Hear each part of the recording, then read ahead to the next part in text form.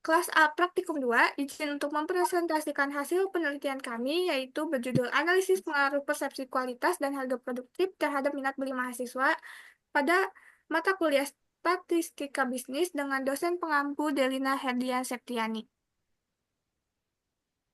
Lanjut. Nah, sebelum pada inti pembahasan, izinkan kami untuk memperkenalkan diri terlebih dahulu. Perkenalkan, saya Kezia Bunga Jaira dengan NIM 1063.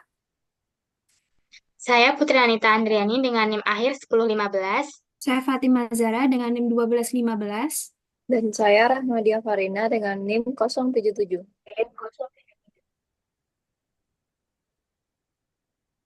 Nah, langsung saja kita lanjut pada inti pembahasan.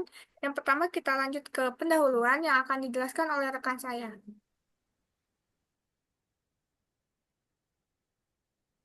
Baik, untuk pendahuluan, fenomena thrift shop saat ini semakin populer di kalangan pelajar, terutama karena harga produk yang relatif terjangkau dan semakin meningkat kesadaran terhadap gaya hidup berkelanjutan. Produk thrift seringkali menawarkan pakaian dengan kualitas layak pakai, bahkan beberapa di antaranya masih sangat baik, namun dijual dengan harga yang lebih rendah dibandingkan produk baru. Mahasiswa sebagai konsumen dengan daya beli terbatas menjadi salah satu segmen pasar utama produk thrift. Persepsi terhadap kualitas dan harga menjadi dua faktor penting dalam menentukan keputusan pembelian. Mahasiswa cenderung mempertimbangkan apakah produk yang ditawarkan memiliki nilai sebanding dengan harga yang ditawarkan. Jika kualitas produk dianggap baik dan harga dianggap terjangkau, maka kemungkinan besar minat beli akan meningkat. Oleh karena itu, penting untuk menganalisis bagaimana persepsi kualitas dan harga mempengaruhi minat beli mahasiswa terhadap produktif agar pelaku usaha dapat menyusun strategi pemasaran yang tepat sasaran. Baiklah, pada bagian ini saya akan menyampaikan tinjauan pustaka yang berisikan teori-teori dan hasil penelitian terdahulu. Yang pertama ada harga dan fashion style. Berdasarkan penelitian terdahulu dalam hal hasil, brand image, harga, dan fashion lifestyle semuanya memiliki dampak yang signifikan pada saat yang bersamaan. Jadi, jika ingin tampil modis, Anda tidak perlu mengeluarkan banyak uang. Salah satu aspek berarti yang sangat dicermati oleh konsumen tiap hendak membeli suatu produk ialah harga. Harga mempunyai kedudukan yang besar dalam pengaruhi keputusan pembelian konsumen, sebab mayoritas konsumen menginginkan benda dengan mutu bagus namun biayanya murah ataupun terjangkau. Penelitian ini diambil dari Narvatinova, Latif, dan Hidayat pada tahun 2023. Selanjutnya yaitu perilaku konsumen. Menurut Nugraha pada tahun 2021 dapat disimpulkan bahwa perilaku konsumen merupakan perilaku atau tindakan individu maupun kelompok dalam membeli atau mempergunakan produk atau jasa yang melibatkan proses pengambilan keputusan sehingga mereka akan mendapatkan produk atau jasa yang diinginkan. Baik, lanjut pada metode penelitian. Penelitian ini menggunakan pendekatan kuantitatif untuk menguji pengaruh variabel kualitas produk, variabel X1, dan harga variabel X2 terhadap minat beli variabel Y.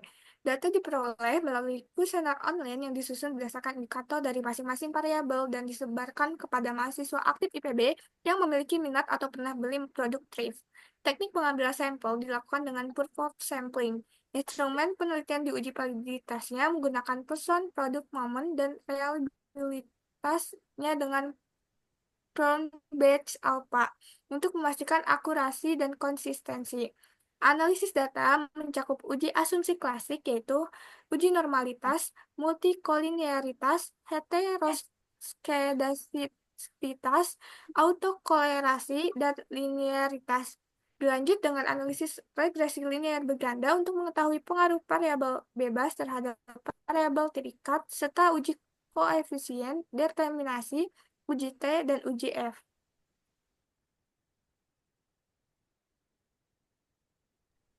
Ini merupakan JPOM dan tabulasi data yang kami peroleh. Lanjut. Baiklah, selanjutnya ada hasil dan pembahasan. Yang pertama ada uji validitas. Pada uji validitas ini bertujuan untuk mengetahui sejauh mana pertanyaan yang kami sebarkan dengan variabel yang kami teliti. Uji, Pada studi kasus ini, kualitas berperan sebagai variabel independen pertama atau X1, harga sebagai variabel independen kedua atau X2, sedangkan minat beli menjadi variabel dependen yaitu Y. Dapat dilihat di sini ada gambar dari output variabel X1 dan X2. Selanjutnya di sini ada gambar variabel Y. Jadi, berdasarkan tabel tersebut diketahui bahwasannya setiap item memiliki nilai seek to tilde lebih kecil dari 0,05 dan person correlation bernilai positif. Maka, keseluruhan item kuesioner tersebut bersifat valid. Dan yang kedua ada uji reliabilitas. Dapat dilihat pada gambar, diketahui nilai N of item atau banyaknya pertanyaan sebanyak 18 pertanyaan dengan nilai Cronbach alpha sebesar 0,895. Dikarenakan nilai Cronbach alpha 0,895 lebih besar dari 0,6, maka dapat disimpulkan bahwa ke-18 pertanyaan ini bersifat reliable atau konsisten. Baik, selanjutnya di sini ada uji asumsi klasik. Nah, salah satunya itu ada uji normalitas. Uji normalitas dilakukan untuk mengetahui apakah residual selisih antara nilai aktual dan prediksi dari model regresi terdistribusi normal. Jika data residual normal, maka model regresi dapat dianggap valid dan hasil uji statistik seperti uji T dan F dapat digunakan secara sah. Nah, dapat dilihat dari tabel bahwa rasio squamous-nya itu dihitung min 0,033 dibagi 0,421, yaitu menghasilkan min 0,078. Lalu rasio kurtosisnya dapat dihitung min 0,550 dibagi 0,821 dapat menghasilkan angka min 0,669. Nah, maka nilai rasio squamous dan kurtosis berada di antara min 2 sampai plus 2. Maka dapat disimpulkan bahwa distribusi data residual adalah normal. Lanjut. Nah, lalu yang kedua ini ada uji multikolinearitas, yaitu untuk mengetahui apakah terdapat hubungan yang sangat tinggi antar variabel independen X1 dan X2. Jika terjadi hal ini dapat mengganggu kestabilan dan validasi hasil regresi linear berganda. Dalam penelitian ini dilakukan uji multikolinearitas untuk mengetahui apakah terdapat hubungan antara yang terlalu tinggi antara variabel persepsi kualitas X1 dan harga X2. Nah, dapat dilihat di sini hasil menunjukkan bahwa VIF untuk kedua variabel adalah 1,060 dan nilai tolerance sebesar 0,943. Nah, berdasarkan output data tersebut dapat diketahui bahwasannya nilai VIF lebih kecil dari 10, maka diindikasikan model tersebut tidak memiliki gejala multikolinearitas. Lanjut. Selanjutnya, uji multikoloritas digunakan dalam analisis regresi untuk mengetahui apakah terdapat hubungan linear yang kuat antara variabel independen X dalam model regresi. Bertujuan untuk memastikan bahwa masing-masing variabel bebas memberikan kontribusi yang unik terhadap model. Berdasarkan data output di samping dapat diketahui nilai signifikan 2 min tilde lebih besar dari 0,05 atau A sama dengan 5%, maka diindikasikan tidak memiliki gejala multikolinearitas yang serius. Selanjutnya, uji heteroskedastisitas digunakan dalam analisis regresi untuk menguji apakah varies dari residual atau kesalahan prediksi adalah konstan pada semua tingkat variabel independen. Bertujuan untuk memastikan bahwa model regresi memenuhi asumsi klasik, karena heteroskedastisitas bisa menyebabkan estimasi koefisien regresi menjadi tidak efisien, dan uji statistik menjadi tidak valid. Berdasarkan output di atas, diketahui bahwasanya nilai T statistik dari seluruh variabel penjelas tidak ada yang signifikan secara statistik, sehingga dapat disimpulkan bahwa model ini tidak mengalami kesalahan elastisitas. Selanjutnya, uji autokorelasi.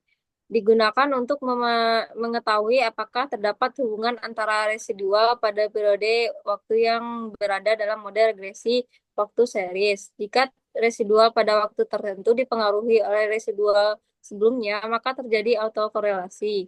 Bertujuan untuk memastikan bahwa error dari model regresi tidak saling berkorelasi. Autokorelasi dapat menyebabkan prediksi menjadi bias atau tidak akurat. Berdasarkan data di atas, nilai Lubrin-Watson adalah 1,879, berada di antara 1,5 sampai 2,5. Dapat disimpulkan bahwasanya tidak dapat autokorelasi pada model regresi. Selanjutnya pada uji linearitas, itu yang pertama ada uji T. Uji T sendiri adalah untuk mengetahui ada atau tidaknya pengaruh parsial yang diberikan pengaruh independen, yaitu variabel X terhadap variabel dependen, yaitu variabel Y.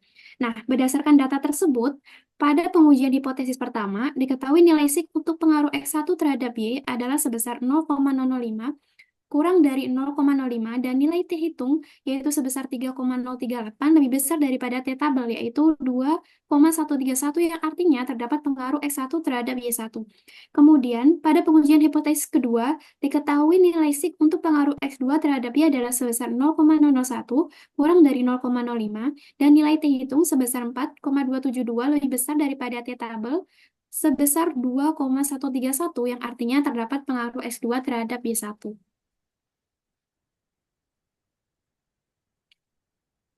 Di sini terdapat gambar titik presentasi distribusi T pada DF 1-40. Nah, ini adalah caranya. Diketahui A sebagai tingkat kepercayaan yaitu 0,05, N total pernyataan, dan K jumlah variabel X. Didapat 2,13145. Yang kedua ada uji F. Uji F sendiri bertujuan untuk mengetahui ada atau tidaknya pengaruh simultan atau bersama-sama yang diberikan pengaruh independen variabel X terhadap variabel dependen, yaitu variabel Y. Nah, berdasarkan data tersebut diketahui nilai sig untuk pengaruh simultan variabel X1 dan X2 terhadap variabel Y adalah sebesar 0,01 kurang dari 0,05 dan nilai F hitung sebesar 17,838 lebih besar daripada F tabel yaitu 3,63 sehingga dapat disimpulkan bahwa terdapat pengaruh variabel X1 dan X2 secara simultan terhadap variabel Y. Di sebelah kanan ada gambar titik persentase distribusi F untuk probabilitas 0,05. Dengan rumus F tabel yaitu K, N min K. Didapat 3,63. Yang terakhir ada uji koefisien determinasi. Uji koefisien determinasi sendiri berfungsi untuk mengetahui seberapa persen pengaruh yang diberikan variabel X terhadap variabel Y. Nah, berdasarkan output di atas, diketahui nilai R² sebesar 0,560. Hal ini mengandung arti bahwa pengaruh variabel X1 dan X2 secara simultan atau bersama-sama terhadap variabel Y adalah sebesar 52,9% dengan sisanya dipengaruhi oleh variabel lain yang tidak terdapat pada penelitian ini. Baik, selanjutnya kesimpulan. Minat beli mahasiswa sekolah vokasi PB University terhadap produk TRIS dipengaruhi secara signifikan oleh persepsi kualitas dan harga. Sebanyak 59,7% minat beli dapat dijelaskan oleh kedua faktor tersebut. Mahasiswa lebih mengutamakan kualitas sebelum mempertimbangkan harga, sehingga besar responden 83% lebih tertarik pada produk TRIS yang sudah akurasi dengan baik, dan 77% merasa lebih percaya jika harga disampaikan secara transparan. Oleh karena itu, pelaku usaha thrift disarankan untuk menetapkan kualitas dan transparansi dalam strategi pemasaran mereka. Selanjutnya saran. Berdasarkan hasil penelitian, disarankan agar perilaku usaha thrift shop meningkatkan proses kurasi dan seleksi produk sebelum dijual. Mengingat mayoritas konsumen memperhatikan kualitas barang, transparansi dalam penetapan harga, dan informasi kondisi produk juga perlu diperkuat untuk membangun kepercayaan, terutama di bidang kalangan mahasiswa. Sementara itu, mahasiswa sebagai konsumen diharapkan lebih aktif dan mencari informasi terkait kualitas dan harga produk thrift, serta memahami pentingnya konsumsi yang berkelanjutan. Sikap kritis dalam memilih barang tetap diperlukan agar tidak hanya tergiur oleh harga murah semata.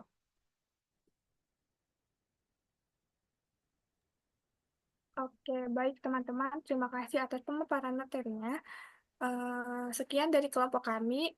Kurang lebihnya mohon maaf. Wassalamualaikum warahmatullahi wabarakatuh.